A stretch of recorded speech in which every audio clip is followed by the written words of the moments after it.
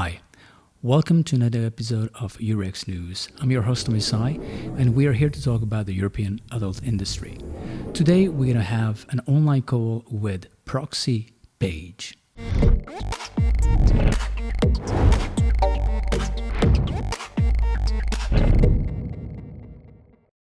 Hello, Proxy. Hey there. Oh, that's a nice little cat back there. Oh, yeah. Because I wasn't sure if we were going to do like video or not, but I'm prepared either way. But he Cool. might join. So here we are. What I would like to know is, who is Proxy Paige? Where do you come from? You know, how did you end up in this industry? Well, Proxy Page is like an entity I created, but I've recently discovered it's not so much of an alter ego as it is like it is a big like part of me as well because like I thought Proxy and like Naomi were more separate, but I guess they're more alike than I thought actually. So I thought I created Proxy Page as like an alias, but I think it was just to explain the other sides of me. But no, I come from the middle of America. I come from North Dakota. I've grown up all over like the US and got into porn by accident through a friend of mine. We both got into the industry together. It was my best friend at the time with Lily LeBeau. And because she was a high fashion model out in New York. And when she moved back to Arizona, where we're both living, she started looking for other paying modeling gigs. And then she sent her agent or share her portfolio to the wrong agency. And they responded and they're like, "We're not the kind of agency you think we are, but we would love to represent you." So like she told me about it and she was like, and I was like, "Well, if you do it, I'll do it." So that was how we ended up here. It was kind of by mistake, actually. And how old were you back then when you started? I guess she was 18 and I was 19. Okay. Okay. And what were your first thoughts about the business? Was it the way you expected it to be or total different? Um, hmm. Well, it's definitely like there's a learning curve involved and it's not what you expect at first. Like it's such a like the bright lights in your face, the camera and like being naked, like it's such a rush and a thrill. And I got into porn for because I worked at a porn shop before porn actually for a while. And I I would always watch like actually Evil Angel was like the main company I would watch and like Right. Belladonna. I love Rocco and Belladonna and like all of like the crazy things they were doing because like I'd never seen that before. I'd never seen sex like done like that before. It was like a circus, like crazy hardcore, this, that, and the other, like Gonzo. Like Gonzo was like the thing for me. That was the thing I'd always watch at the porn shop. So like when I got into porn, like that was what I wanted to do when I got in. And like I tried to like I was with an agency for like a few months and I tried like a few things like my stepdaughter, stepdad, this, that. And I learned that like the normal mainstream thing wasn't for me. And like it's good to have variety for some girls, but all I wanted was like what I couldn't do at home. So that was what drew me to it in the first place. It was the right place for you then. Yeah. So like I was kind of ready for like the porn industry. Like I was like and actually like for me it was like a safe constructive place to like do all of like the things that I wanted to do that I was kind of like trying to do in like personal life anyway, but then like done correctly Okay. Okay. and in like a safe constructive way. And what do you think? How demanding is to be a porn actress? You definitely you have to have a mind for it because it's not for everybody because like I've known people that like have wanted to do it for like and there's so many reasons to want to do it. Like there's money, pseudo celebrity, there's this, that, the other. There's a multitude of different reasons why people get into the business. But and I've known people to get into the business, but then their bodies just can't handle it, whether it be like mentally or physically or however it may be. And like that's the same with like a lot of like physically taxing and demanding jobs. And like it's not for everybody. Like not everybody's body is able to like have as many sexual partners as you would have in the sex industry, and some people's bodies are perfect for Hmm. that. Like some people's bodies are made for that. So it just depends on who you are as a person, and you have to like at least have a good understanding of yourself before like you get into it, at least enough. And if you're not sure that it's right for you, you shouldn't be in it, but that for some people it's perfect for them. Okay, and how did you end up here in Europe? Because you moved from the States to Europe a couple of years ago, right? Yeah, I guess it's been like 8 years now, I Uh-huh. guess. So it's been quite a while.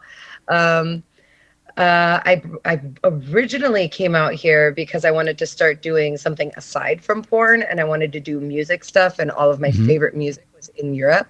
But then I ended up in Amsterdam, and it was quite competitive out there Okay. actually to like get your foot in the door in certain places and to like rent venues. So I I tried to do that and it wasn't working out. So I decided with porn, I was like, all right, like because like it wasn't really the same out here in Europe as it was in America, like because like I'm an alternative girl and like especially in 8 years ago in Europe, that wasn't like a really big thing. Like alternative girls out here at the time was very much like the natural European beauty. Now Hmm. it's more of a thing, and like girls with big butts and tattoos are more popular than they were before.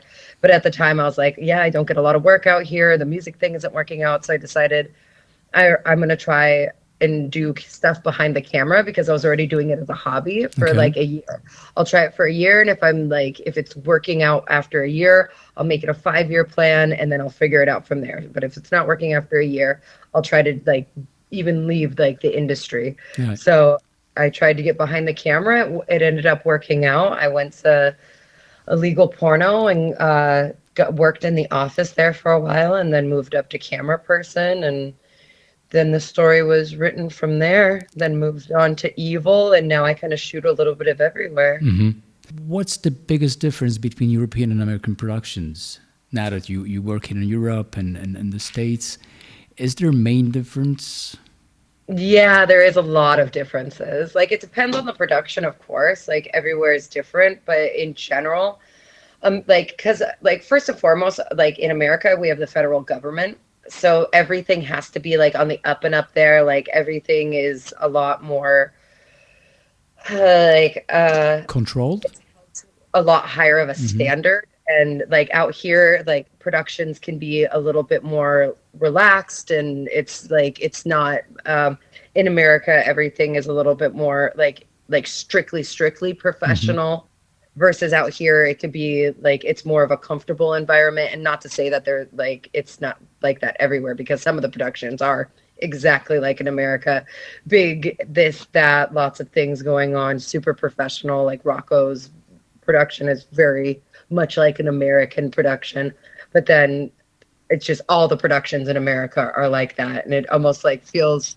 like it's too much sometimes. Like for me personally, but then again, I have a particular taste in Hmm. porn, so like I like the influence of Europe because that's how I like to run my production, is a lot more casual and personal and one-on-one with the performers, and I don't need a lot of extra stuff going on. Uh-huh. Like, because that's just, I like to call my style like professional amateur, Hmm. Okay. like, because I'm doing it with professional equipment, but then like it's still like raw and real, and I try to make it like as organic as possible. Hmm. Like when I shoot, that's what I like. Okay, let's talk a little bit about the social media and the impact it has on our industry. Well, I think it's not even limited to social media. I think it's about media in general, Hmm. because like media in general is so influential Hmm. on society and people and their minds and their interpretations on things. And there's like a big like woke culture happening in the world right now, and there's like still like a lot of things I'm learning about and trying to follow, and seeing the impact of all of these different movements on like society and media in general is, it's kind of scary to see like how the world has been like has flipped in the last 10 years, like going from like I heard an example the other day, something about like uh, a kid, like somebody that was around my age, I'm like 33, it was a trans girl actually, and she was saying, she was like, yeah, when I was in school, I was getting picked on, and I was being called like a fag and this and that, and like I got beat up like once or twice. She was like, and then on the flip side, here we are 20 years later, and now like we're completely enforcing things like this in school, and like it's like a totally different narrative. And just like that example, I felt was like a really good example to show you how much like just like the narrative in that one perspective has changed in the last 20 years, Mm-hmm. let alone a bunch of other different ways and people's opinions and yeah, like the media is being used in a very, very wrong way. It's being used as cancel culture, which I don't agree with. I like people are misusing it, and I feel like in a lot of cases, people are exaggerating their situations Mm-hmm. for attention, and I think that has very devastating effects on like businesses, industries, not just in our industry, but all over the Right. place. And I think it shouldn't have like so that's like media and social media are quite toxic in that way. Like I feel like if they were just used strictly as marketing tools, like as like it should be, then that would be great. But instead, they're transforming and molding into this like terrible like fuel for society to like rip it apart and stop people from being able to say or express themselves how they want, and everybody's so sensitive these days. Mm-hmm. It's absolutely exhausting, like Right. because I miss the days where you could like make fun of somebody and who cares, and like nobody like hated anybody. And I feel like it's just so much propaganda, like just to like about that like gay example, like in 20 years how much things have changed. Like if, in media, if you like play the same thing that people hate each other, people are going to start hating each other Right. even when that hate wasn't there. And you can have like a conversation with the Mm. people around you and see that so many things like are being like forced into your mind versus being actual reality. So Mm-hmm. I think it's very poisonous what's going on in the world today with But I think it's social the media. same thing with journalism. Like today, you can write whatever you And now it's want. all about ratings and making the like pushing an agenda Mm. and like making a small percentage of the population happy, and people and like anybody that speaks out against things against like the big like the shift that's going on right now are like threatened. Because actually like I was just like it was incredible. It was just like 2 days ago I was watching some things on YouTube, and they're with my roommate, and we were seeing like multiple YouTubers that we follow that like talk about like particular things. Like they get like death threats and this and that, and why would you get death threats for like voicing an opinion today? Like it's really insane in the Mm. like the world that we're living in, and like how upside down it is when people want to like police your speech, but then like protect it and fight against it all at the same time. Everything's like a double negative right now. It really feels like the world is upside down in so many ways. After all this, what would be your advice to young girls who want to start this business today? Um, don't be stupid. In all honesty, don't be stupid. Like if you're gonna sell your body for money, you should absolutely be aware of what you're doing. You should be in charge of like what's happening. So I tell this story a lot about when I first started shooting camera. A girl came in and she was shooting with Eric Everhart of all people, one of the nicest guys ever. And like he pulled his pants down, and she like saw his cock, and she was like, "We only do 3 minutes of anal," and it was at legal porno. And I told her, I was like, "Do you know where you're shooting today?" And she said, "No." And I said, "It's your responsibility to ask what work you're doing." So my advice for girls would be, it's up to you to know the work that you're doing. Ask who you're going to be working with. Ask what the company is. Research what that company is. Know the kind of work that's coming your way. If you're unsure about it, ask your agent. You can always ask for more details, or like you can ask for yourself, but just like be as smart as you can about it. Mm. Manage yourself correctly, because like this is a career for some girls, and you can like do a lot with this, and this does open up a lot of doors and opportunities. Just like be as smart as you can about it, and be in control of Yeah. yourself, and understand like you protect yourself, and you get to make your own rules in this business, And which you have is the right to say no.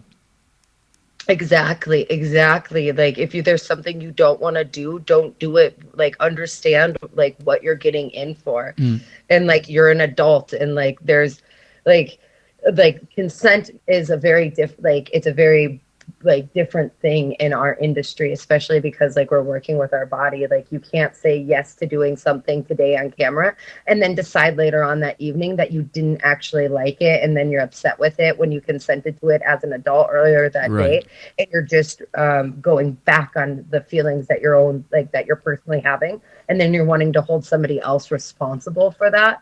I think is a very delusional like perspective to have. Mm. And like in this business, I see very I really don't see influence to try to uh persuade people to do things that they don't want to do. This is a very professional industry in so many ways. And like of course there's going to be the ups and downs in any business, but yeah, there's a lot about that. Sorry, I can go on. I have so much to say about so many things. No problem. Say anything you want. Okay. Where do you see yourself in 5 years' time from now? Living in Montenegro, to be honest with you. To be totally honest with you. Oh gosh. I don't know because I feel like I've kind of reached the pinnacle of my career. Like I've done everything I've wanted to do. I've been a performer. I've like established like a super wicked production. I've got to like do like lots of fun projects. I don't Uh, know if you remember, but huh. I do remember you when you shoot the scene with Rocco at Rocco's place. I'll never forget that. That was amazing. Yeah. We got along right away, which was really nice. And now we're like colleagues. Yeah.